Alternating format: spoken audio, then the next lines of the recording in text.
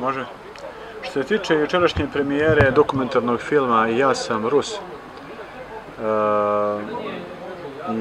koja je održana u Banja Luci, u sali Omladinskog doma Univerzitetske biblioteke, to je samo jedan od onih stotina i stotina koraka koji ide u smeru zbližavanja i boljeg upoznavanja dva bratska pravoslavna naroda kao što su ruski i srpski narod. Mi smo vekovima živjeli na istim teritorijama, mi smo praktično jedan narod, kako je govorio Sveti Petar Cetinjski, čudotvorac. Rusi su nama jednorodna, jednoverna, jednokrvna braća. To su samo dva imena praktično jednog te istog naroda. I nije čudo što je prvi znameniti istoričar Sveti Nestor Kijevo-Pečerski u svojoj knjizi Povest vremenih ljet govorio o tome da su preci kijevskih Rusa došli sa Ilirikuma, to je sa Balkana. A da su mnogi iz Balkana kasnije odlazili ne samo na istok, nego i na sever i na jug i tako dalje, a da su iz tih strana Dona, kao što pišu mnogi istoričari, Plinije, mlađi, stariji, Strabon, još pre Hrista, da su Srbi živjeli kod ušća reke Volge, kod Dona, na Azovskom moru i da su oni iz tih predela dolazili, išli na zapad i spuštali se u Podunavlje i na današnji Balkan. To su stalne migracije Slovena koji su bili dominantan narod u Podunavlju, pa i na Balkanu, što svedoči taj, bar u ovom, ajde da kažem, severnom delu Balkana, oko reke Dunava i Save. Oni su tu bili dominantni narodi mnogo pre nego što se to uopšte može naslutiti po nekoj, ajde da kažem, oficijalnoj istoriji. To je samo dokaz da su Srbi i Rusi vekovima živjeli jedni sa drugima i da su se samo kasnije formirali kao dve posebne države. Na jednoj teritoriji predominiralo rusko ime, jedno veće rusko, slovensko pleme, na drugom srpsko ime i tako dalje. I tu je stvorena jedna druga država, Srbija, tamo na istoku Rusija, na severu. Ali takavi događaj kao što se juče desilo u Banja Luci, čitav ovaj događaj najave osvećenja srpsko-ruskog hrama u Banja Luci i srpsko-ruskog centra koji će biti u ponedjeljak osveštani, jeste jedno znamenje vremena, znak vremena, poseban znak vremena, da se Sloveni i pravoslavni sve više zbližavaju, da se oni okupljaju oko najdublje ideje, a to je pravoslavlje, oko najdubljeg korena, a to je hrišćanska vera, i da se oni stalno i sve više i više nekako zbližavaju, pre svega mislim na Srbe i na Ruse, ma gde Srbi ili Rusi živeli, u Rusiji ili van granica Rusije, u Srbiji ili van granica Srbije. Srbi i Rusi su uvijek bili saveznici, takvi su bili hiljadama godina, još od vremena koje je opisao Strabon i Plinije, stariji i mlađi i tako dalje, pa od svetoga Vladimira, ruskoga kneza, i našeg prvog kneza, svetog Jovana Vladimira, koji su u isto vreme živjeli 10. i 11. vek. I vi imate prvog kneza Vladimira Svetog i mi imamo prvog kneza Vladimira Svetog. Mi imamo Vladimira Zetskog, svetog Jovana Vladimira Zetskog i Dioklitijskog, a vi imate svetoga ruskoga velikoga kneza Vladimira. Jasna Solnoška. Tako da taj paralelizam interesantno se pratio i mi smo se uvek pomagali, tako da je vaš film koji ste uradili u suštini samo jedan mali kamenčić u ogromnom mozaiku koji se sastoji od 1000 kamenčića ljubavi i prijateljstva koji su jedni drugima darivali Srbiji i Rusiji kroz vekove. Primjera radi, ostalo je zapisano da je sveti kralj Dragutin svojevremeno, jedan od velikih srpskih kraljeva iz 13. veka, pomagao određenim ruskim kneževima s kojima on dopisivao se, i slao mu je pomoć za narod koji je već tada u to vreme bio u ropstvu, pa u mogolo-tatarsko ropstvo. Mala Srbija koja je onda bila u zamahu, u usponu, u prosperitetu, čula je za nevolje velikog ruskog naroda i veliki srpski sveti kralj Dragutin je pomagao, a ne samo i oni, nego i kasnije mnogi drugi su pomagali i slali pomoć u Rusiju. Naravno, Srbija nije bila toliko bogata zemlja, ali sam taj podatak da su Srbi tada pomagali Rusima, kad su Rusi bili u nevolji velikoj, od, znači, pada Kijeva, ne znam, u 13. veku, 1941. godine, pa ne znam, pre toga još pada mnogih drugih ruskih gradova i kasnije čitao moglo-tatarskog ropstva i svega toga što je sledilo nekoliko vekova posle toga i borbe Rusije da se oslobodi, već i pobjede na Kulikovskom polju. Kad je Rusija počela da se diže iz pepela u 14. veku, kad je 1380. godine izvojena velika bitka i pobjeda na Kulikovskom polju sa Dimitrijem Donskim i sa ogromnom pobjedom nad Mongolo-Tatarima, u isto vrijeme je Srbija počela da pada u ropstvo. Nekoliko godina pre toga je bila veliki i teški poraz srpske vojske na Marici 1371. godine, posle toga je bila Kosovska katastrofa 1389. koju u Srbiji nisu izgubili u samoj bitci. Ta bitka je više bila srpska pobjeda, samo što tiče vojnički gledana, ali posljedice te bitke su bile porazne za Srbiju, jer Srbija nije imala posle Kosovske bitke nikakvu rezervnu vojsku, rezervno plemstvo, rezervne vladare.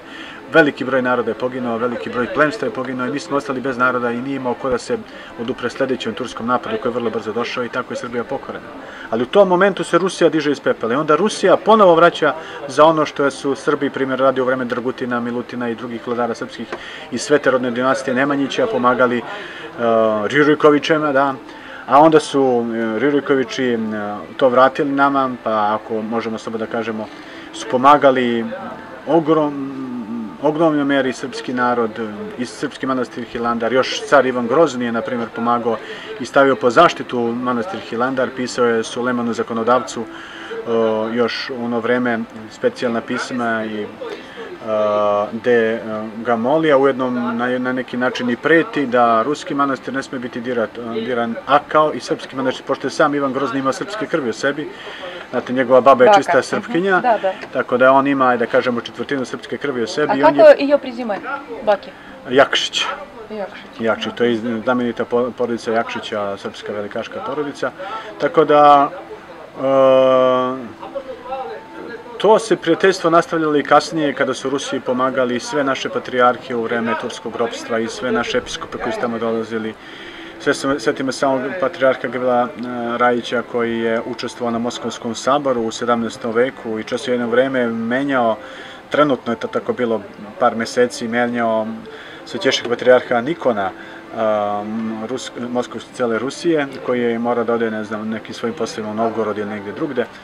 Tako da oni su se pomagali međusobno i Rusija je bila patron i zaštitnik srpskog naroda vekovima od pada Srbije po Turskom ratu. To je trajalo praktično 500 godina. A da ne govorimo o more krvi koji su Rusi prolili u balkanskim ratovima još 1876-78. u oslobođenju Bugarske, u oslobođenju Srbije, od turskog iga, od turskog ropstva. Ili bar davanje neke autonomije Srbima i Bugarima, pogotovo velike žrtve za oslobođenje Bugarske, ali i velike ruske žrtve za oslobođenje Srbije. Sjetimo se samo grofa Rajevskog i tako dalje, koji je poginuo u Srbiji, jedan od najvećih junaka i čiji spomen će večno živjeti u srpskom narodu. Pa da ne govorim onda kako je Rusija bila glavni međunarodni pokrovitelj Srbije u svim krizama koje su zadesile Srbiju. 1908. aneksijona kriza, kada je već pretila Austro-Ugarska ratom sa Srbijom, Rusija je to ukočila. 1912. 13. prilikom balkanskih ratova Rusija je bila patron balkanskog jedinstva. Ona je stala iza balkanskih naroda Srbije, Grčke, Bugarske, Crne Gore i tih država, Rumunije, da se udruže protiv Turaka, a pre svega ove 4 države koje se napomenuo. Rumunija se uključila tek u drugom balkanskom ratu i taj Balkanski savez bi sigurno se održao da su slušali svetoga ruskog cara Nikolaja II. Romanova, međutim, pre svega bugarski lideri nisu želeli arbitražu ruskog cara i oni su napali grčku i srpsku vojsku bez objave rata 1913. i onda su sami doživjeli katastrofu i mnoge teritorije koje su oslobodili prethodno u prvom balkanskom ratu su ponovo pripale Turcima, kao što je grad Adrianopolis ili Jedrane današnje.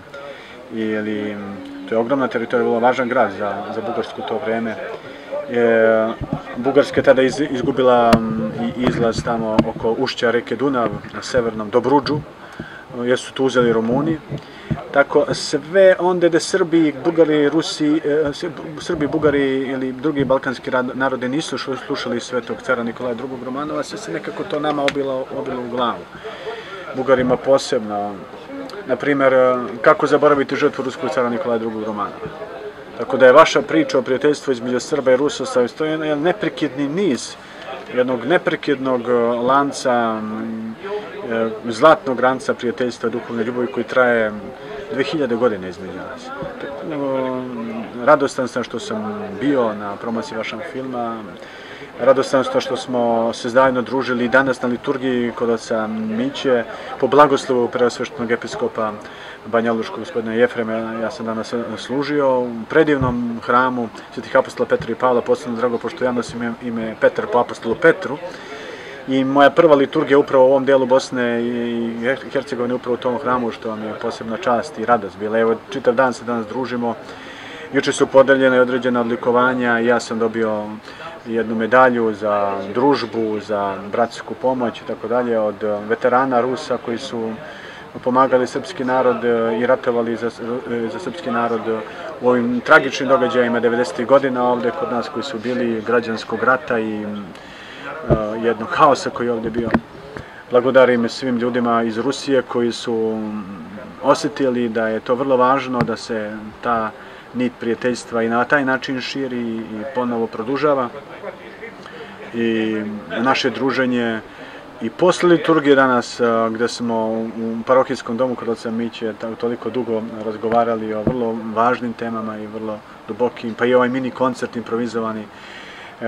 Sve je to gde smo svi zajedno, i Rusi i Srbi, pevali i radovali se, jeste radost za sve nas i pogotovo za nas Srbe, jer nije to samo fraza, ne znam, majka Rusija, to je nešto duboko nama usađeno. Mi to sad kažemo majka Rusija, to je kao dobar dan kod nas, to prosto je to tako, to je jedna večna istina kod nas, Rusija je majka. A Rusija ako je u problemu, mi nećemo osuđivati Rusiju. Čak i ako nas Rusija ne razume, kao što je bilo period, mi ne osuđujemo Rusiju, ili kažemo majka je to, majka se ne osuđuje, ona je trenutno u problemu, doći će neki drugi trenutak, kao što je došao dosta puta, 1914. na primjer, kad je Rusija toliko odmah stala u srpski narod i zaštitila ovaj narod od propasti, nas bi pregazili 1914. da nije bilo ruske carevine. I što kaže sveti vladika Nikolaj Žički Ohridski, može narod biti dužan narodu, može čovjek biti dužan čoveku, ali taj dug kojim je naš zadužio ruski car sveti Nikolaj II. Romanov, time što je 1914. godine ušao u rat, podržao Srbiju da nas brani, ne mogu otplatiti ni vekovi ni pokoljenja. Mi smo večni dužnici ruskom caru i dinastiji Romanov, a hoćete i Rurikovićima i u davnoj prošlosti i današnjoj Rusiji, koja štiti međunarodni poredak i ne dozvoljava, na primjer, ovoj samoproglašenoj državici, tobož Kosovo, jednoj smešnoj i tragičnoj i zločinačkoj u isto vreme, sa pravnog stanovišta smešno i sa ovako realno posmatranoj zločinačkoj tvoreni kao što je takozvano nezavisno Kosovo. Da nije Rusija, to bi zaista davno već sigurno tok istorije na Balkanu što tiče Kosova i Metohije išao nekim drugim tokom. Tako da smo mi danas blagodarni Rusiji. I onaj čovjek koji ne voli Rusiju, to je tako kod nas se smatra kod Srba, on nije normalan čovjek. Znači, ako vi ne volite Rusiju i ako nemate pijetet prema Rusima i ako vi ne poštujete Ruske, nešto s tim čovjekom nije u redu. Možda ima trenutnu krizu, možda je on normalan, ali eto, trenutno još nešto ne razume. Ali obično se kod nas ljudi kažu, nešto njemu nije dobro, tako, nešto ima neki veći problem, jer se to prosto podrazumije kako ćete ne voliti majku. Kako da ne volite onog koji je dao milione žrtava za vašu državu, za vaš narod i koji vas dan danas štiti i koji vas dan danas pomaže. To je bila velika neblagodarnost, a neblagodarnost je najveći greh pred Bogom. Pre svih drugih grehova, greh neblagodarnosti je najveći greh. Hvala Bogu, mi smo blagodarni Rusiji i srpski narod i naša srpska crkva, pa i povodom svih ovih najnovih iskušenja u vezi situacije crkvene u Ukrajini. Mi smo potpuno uz Rusku pravoslavnu crkvu i uz Ruski pravoslavni narod i uz kanonsku crkvu u Ukrajini, uz visoko preosvećenog mitropolita Onufrija, predstojatelja Ukrajinske pravoslavne crkve Moskovskog patrijarhata. Mi potpuno razumemo situaciju u Ukrajini, smo prošli nešto slično ovde na Balkanu. Ko će ih razumeti najbolje ako ne Srbi na Balkanu? I zato vam još jedan put hvala i blagodarimo što ste vi s vašom ljubavlju, vašom žrtvom još više učvrstili naše vekovne veze i prijateljstva, što će ovaj film već se gleda u Donjecku, u Moskvi, u Lugansku, samo svuda tamo gdje žive Srbi i Rusi, gledat će se u Beogradu, gleda se kod nas isto u Šumadiji, gleda se ovdje u Bosni i Hercegovini, nema granica. Za rusko-srpsko prijateljstvo granice ne postoje, a i za film koji je napravljen sa ljubavlju. Спасибо, Господи. Слава Богу.